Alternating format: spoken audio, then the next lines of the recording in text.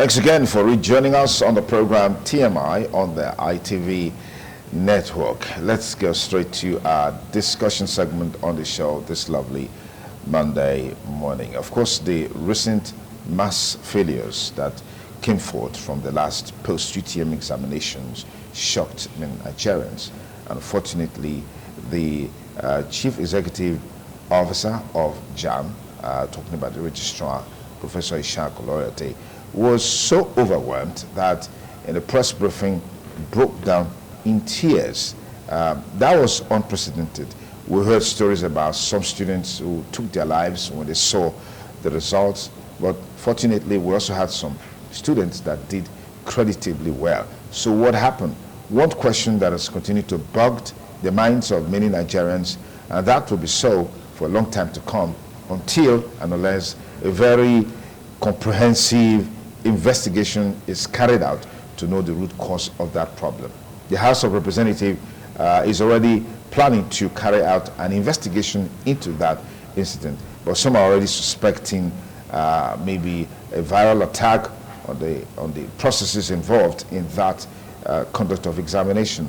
And then for JAMB to address this issue, they've also come out to say, oh well, they want to give an opportunity to those who were affected to retake the exam.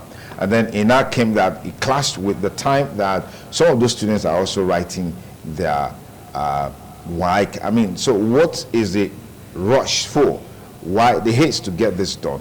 These are lots more we'll be looking at in the next few minutes as we look at this issue. But let's get to meet Venerable Timothy Iwodaro, is a technical education consultant and expert, is here to share some thoughts with us along this line. Venerable Timothy, many thanks for coming on the program. Thank you very much for having me. Thank you, viewers at home. Okay, I'm sure you followed this story passionately, because I know how passionate you are when it comes to issues of education. Yeah. But this is one incident never anticipated, and the fact that it gave an impression that maybe many of the students who sat for JAMB probably didn't prepare well, or probably were not good enough. But when the information came out that the fault probably came, the fault came from JAMB, as it were, it added another twist to the whole conversation. What was your initial reaction? My initial reaction, I was not surprised, because far back in Abuja, some years back, when Nigerian Day was still the helm of affair in JAMB, when they instituted this CBT exam, I knew that something like this will happen, because as at that time, those partners that were partnering with JAMB to promote this form of examination, they were dancing in that meeting in the African Association of Educational Assessment in 2010 in Abuja. We had a meeting there of all in Africa, Kenya, Ghana, we were all there. Papers were being presented. It's when we were told that JAMB will go now into examination. So we said, okay, in my mind I knew that we are not ready for it. When you are not a bird, don't fly like a bird. That is the issue before us now. You see, what has happened now has brought three dimensions to it. One is the glitch made by JAMB. Why did that glitch? Why did it happen? Number two, there's ethnic connotation to it now. Number three, there's the underage group again, who are agitating that they have done well, and that age should not limit them, even though JAMB have told them that if you are underage, do not apply for the examination. They still went ahead to apply. So these are the three levels now. If you are going to want us to take them one by one, we take them one by one. Okay. Now, before we take them one by one, let me just take a look at this. It says in a significant... Okay, I'll give you this background information just to help us make sense of all the issues that we're looking at. Okay, you need to go back a little bit, so we'll take a look at that story. Over 70% of candidates scoring below 200 out of the maximum 400 marks. This statistics translates to approximately 1.5 million out of 1.9 million candidates underperforming All right, so that is, and the Joint Admission Matriculation Board attribute this outcome to the stringent anti-malpractice measures implemented in the examination process. Well, is that really what it is, or that it was as a result of the shortcomings on the part of JAMB? Because you say you saw this coming, as it were. Okay, let's unbundle all of these three layers that you just highlighted. Yes. You see what you have just read now. You see the number of candidates, they are enormous, 1.9.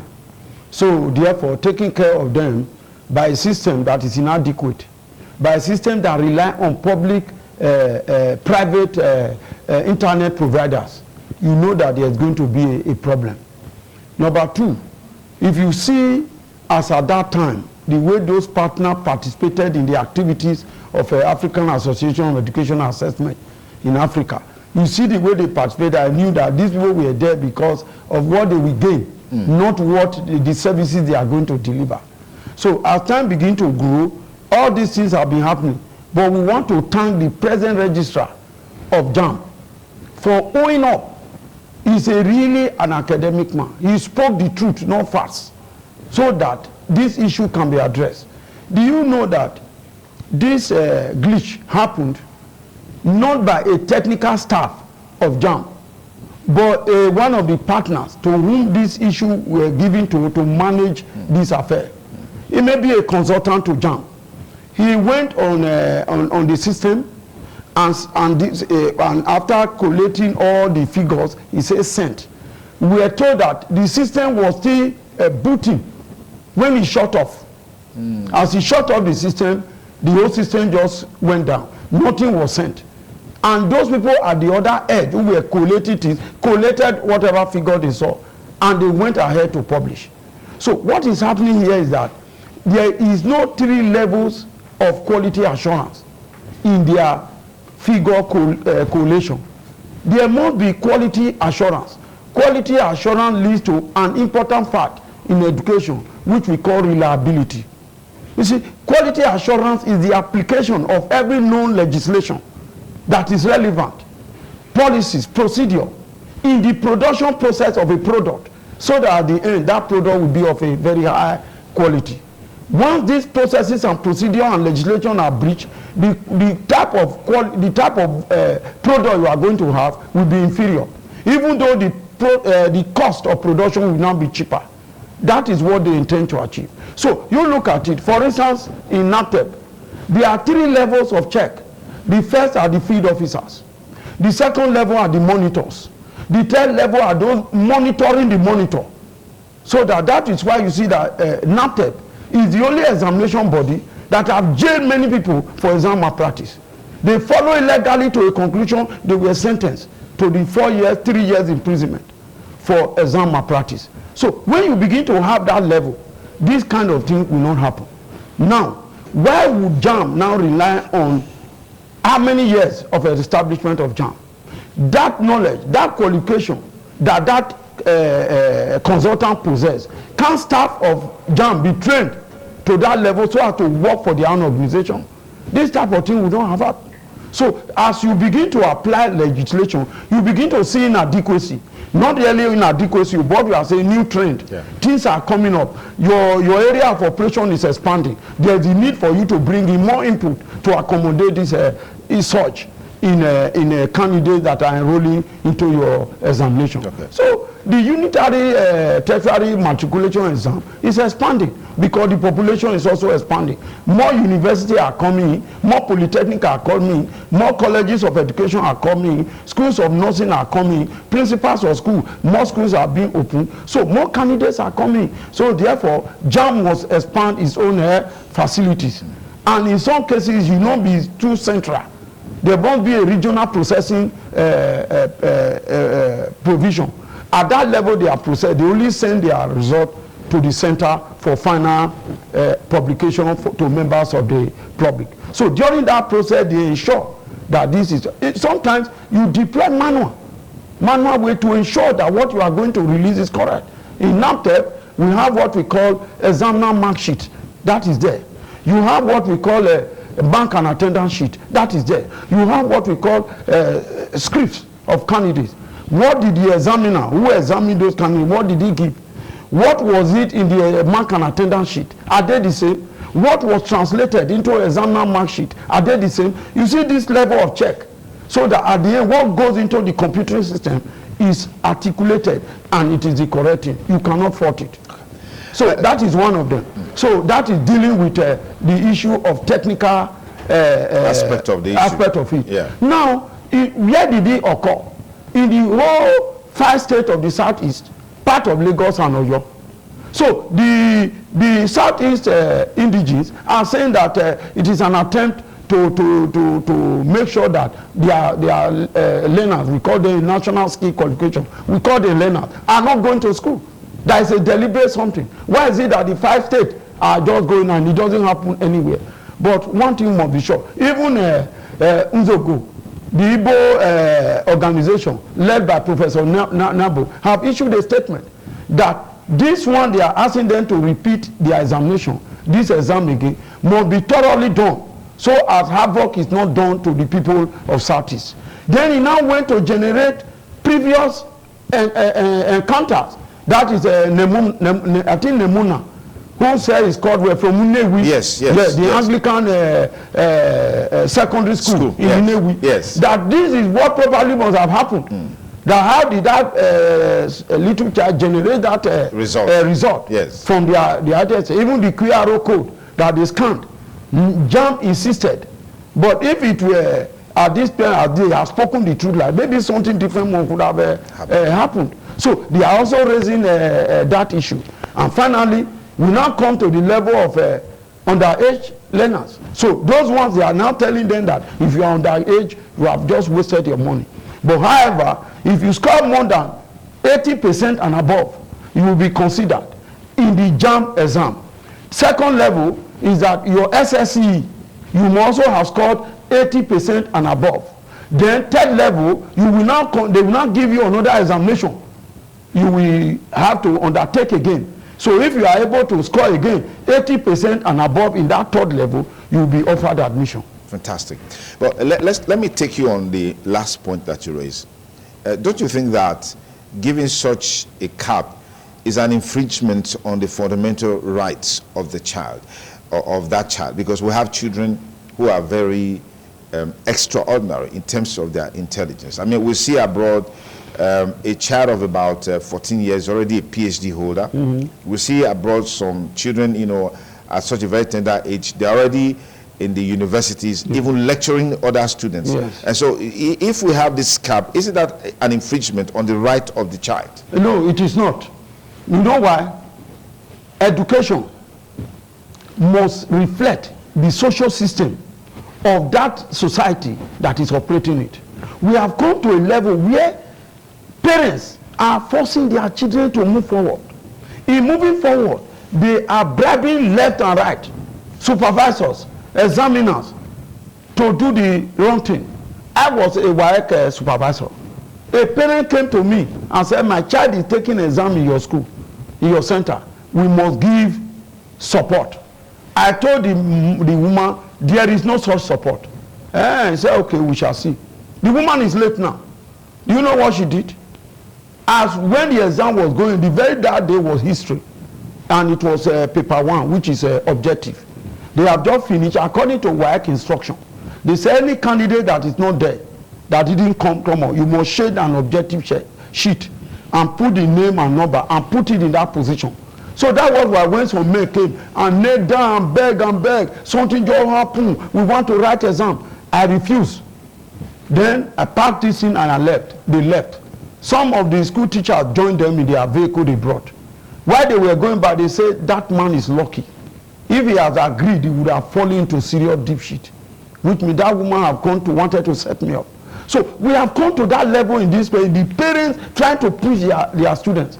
Know that they are, that you see what JAMB has done. We must commend what JAMB has done. They have not said no underage. If you have to be underage, you must score 30%.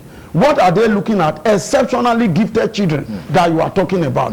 So 80% above in the JAMB exam, 80% in WAEC O level, then 80% again the other exam they will conduct for them. And those who did well, they call them exceptionally children and they are allowed to move forward.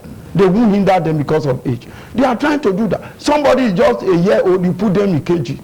KG1, he moved to KG3. He didn't even go to. Before you know it, he's already has finished primary 5. They don't do primary 6 anymore. He's primary 5. They move to secondary university. So when you see them, they are not matured. Intellectually, they are not prepared. Then this issue begin to. These are the things JAMB is trying to fight against. Right, not really a breach of the right of those children. Okay. They are trying to enforce regulation. And when you enforce regulation, you have what we call reliability. What is reliability? The level of dependability.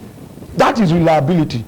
So that is one. 2, when on subsequent application of that process, it begin to yield the same result, even by other practitioners, then you know the system is reliable. That is what JAMB is trying to do. Let me pause it there. Approximately 1.5 million out of 1.9 million candidates underperforming. And that seems to be the reason why we're having this conversation. And JAMB has attributed this outcome to stringent anti-malpractice measures implemented in the examination process. Minister of Education, Dr. Tunji Alausa, emphasized that the high failure rate reflects the success of these measures, asserting that the examination's integrity has been upheld, eliminating avenues for cheating. That ordinarily should be something we'll just take to the bank and cash it. But the development has sparked a nationwide debate.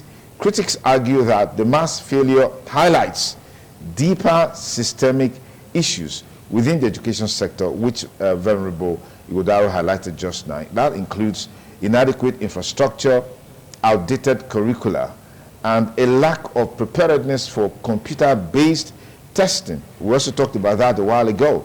The Congress of University Academics, CONUA, has called for urgent educational reforms to address these challenges. And how will that happen? We hope that JAMB can do the needful. But JAMB withheld results for 244 candidates involved in examination malpractices, including identity fraud and participation in unauthorized groups promising leaked questions. All right, so we can just go on and on. But I'm waiting for the statistics that really, deepens this conversation. And let's go back to some of the things you talked about. JAMB's, incapacity to go on this trajectory because population explosion and all of that has taken place, and you also have challenges of internet connectivity and all of that, power problems and all of that. But we're hearing that even WAEC is also contemplating something of this nature. What are your thoughts? Yes, when I read about WAEC and NECO going e-examination from May, June 2026 or so, and November, December, I just laughed. I said, men are finding easy way of doing things. Well, that's what technology is supposed to do. Technology is supposed to make life easier for us. Yes, you see, when you fail to realize the limitation of technology, you are bound to fall into a problem. That is also the limitation of science. Science has its own limitation. And if you do not acknowledge it, you will begin to discover that you are falling into deep shit. For instance, we were told some time ago that the submission of science are fast. They are not truth. Which means fast will change with time when new things are being discovered. But when you talk of truth, it remains. Truth is that which is. It remains the same. It doesn't change. So now let's look at what we are discussing here now. If you find out, supposing JAMB did not own up and stood and said that is the result, take it or leave it, that would have been the end. They will cover up. There's nothing you can do about it, because no court of law can force any institution to issue a certificate to anybody except you meet their requirement. So that is the issue there. But we thank the JAMB Professor Oyedele. Oloyede. Yes. Okay. For owning up. So there's the need for insertion. There's the need to procure more equipment. There's the need to train their staff to that level instead of using consultant who is after money but he doesn't care for the consequences. Now the consequences are come now. Do you know the name of the consultant? No. But we know JAMB.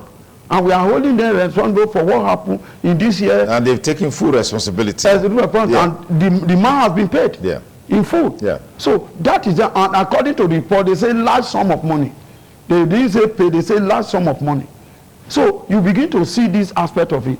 It affected 157 centers nationwide that this ugliness occur.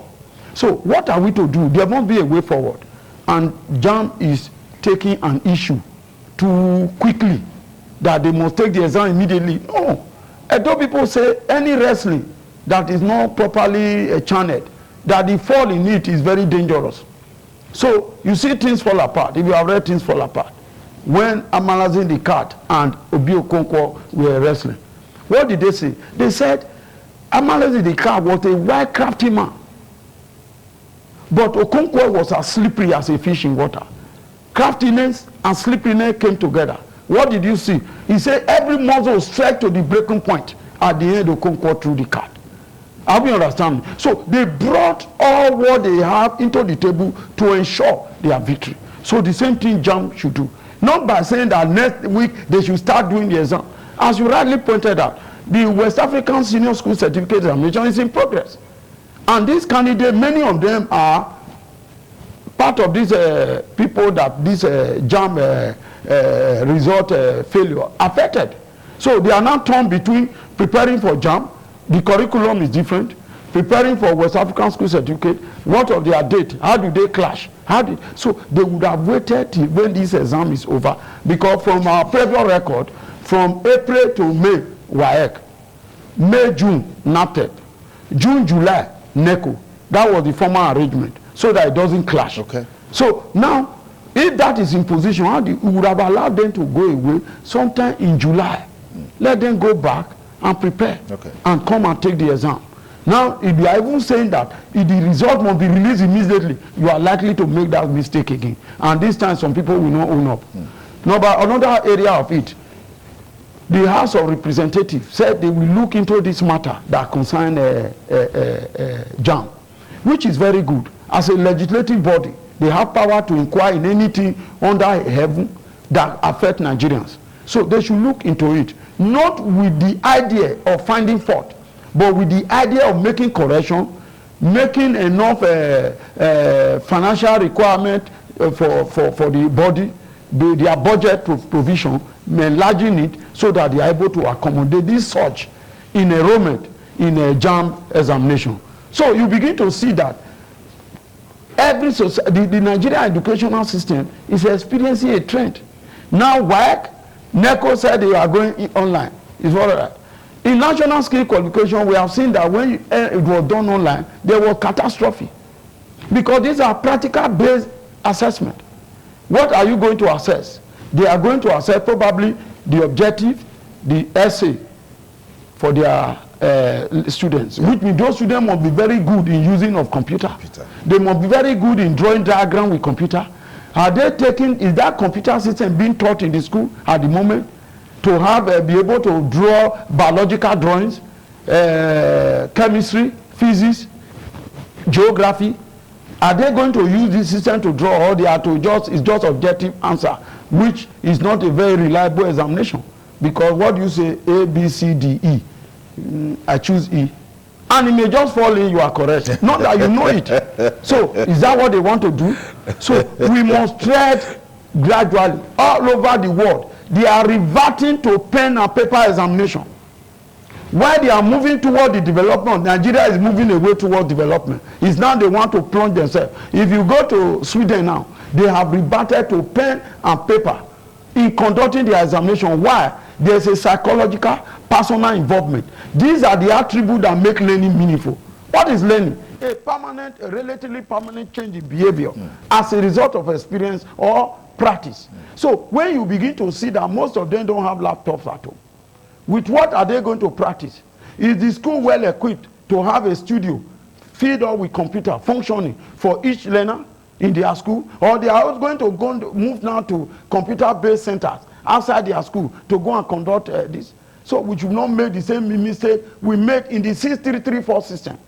When it was introduced, every secondary school we have this and this. First of all, there were no technical teachers to teach it. There was no power to make the equipment. All the equipment that were supplied, most of them were stolen. Till today, we cannot give account of them. That system failed because of inadequate preparation. So when you are going to insist on something to be done, there must what we call adequate preparation.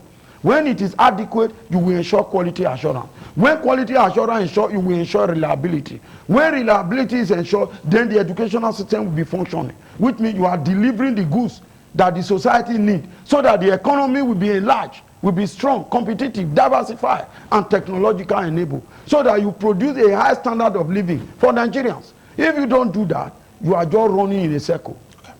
Are you bothered by the feeling that many of these examination bodies are more concerned about the revenue streams, the money inflows? Because with the electronic conduct of the exam, it looks like they spend less compared to the manual. Are you concerned about this? Yes, I'm concerned. That is where the error is coming from.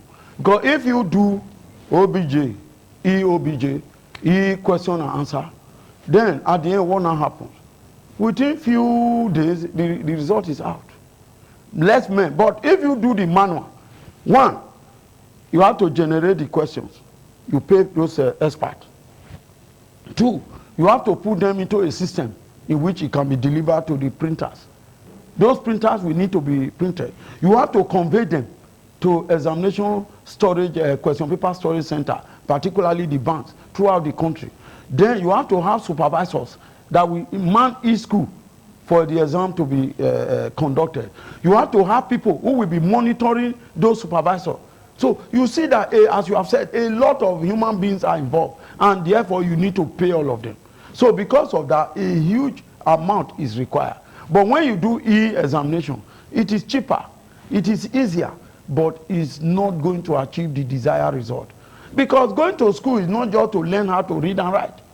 You must be able to perform.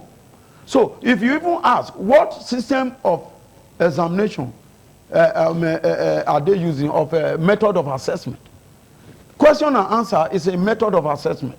It can assess knowledge and understanding, but it's very limited in the assessment of skills. Are we not saying that every secondary school learner must leave the school, must have a skill before leaving? Are we not also introducing in the polytechnic? How do you convey such skill? We have seen carpenters train online. If you see what they did, they would have killed themselves when it came to now demonstrating it. You don't roof people's house by online. You roof people's house physically. They almost killed themselves. We have to revert back to manual training. They are involved, they are there. Many methods of assessment. We don't always ask, we ask questions on that, because if you are looking at wood, you must study the grain of wood. You must study the defect in wood, natural defect or artificial defect. All those ones are done in theory. You take you to the sawmill, you see conversion, types of conversion. After that, the wood is now treated against the enemies of wood. Wood has enemies, like all those rodents, all those termites and all that. They are enemies of wood. You must learn how to eliminate them. You have to make boards, manufactured board. You must learn how to make them. And therefore, you move now to the center. So most of our doors now are being produced by carpenters. Because the iron doors, we have seen that many of them are rusting away.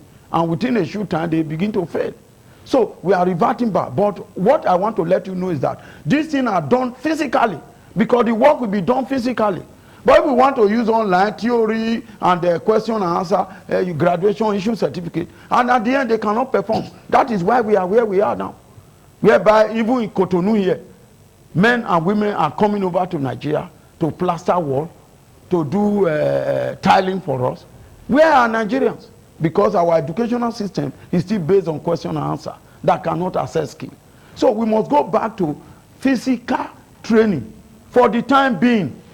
As time comes, we are now ready for the e-assessment. We begin to move gradually. But if we don't start now, when is that time going to come? Yeah, when the time is going to come, when we have the infrastructure ready, when we have the personnel ready. But I just gave you a country, Sweden. They are moving now to pen and paper because it's using greater result for them. Nobody has conducted research and found out that what is the impact of e-assessment on education and training. Did it bring better performance? No research has been done. But we just agree it's better because according to what you have said, it is cheaper to conduct, less money is conserved, the exam body has more money. Instead of using vehicle to travel all over Nigeria, with insecurity in Nigeria today, you just do that. But do you know that the president of America told the Congress that no computer is safe? No computer in the world that is safe. If the hacker set on doing you, they will undo you. Because you know why? The system is going in such a way you don't need to have access to your computer. Why your phone can even switch off by hack into it? Yeah. Because of the way the system is made. Okay. All right, Venerable Timothy Godaro is as a technical education consultant. It's always a delight to have you here because anytime you come, you bring a different, perspective to all of the issues that we are bringing forth for discussion. I want to thank you again for creating time to be here.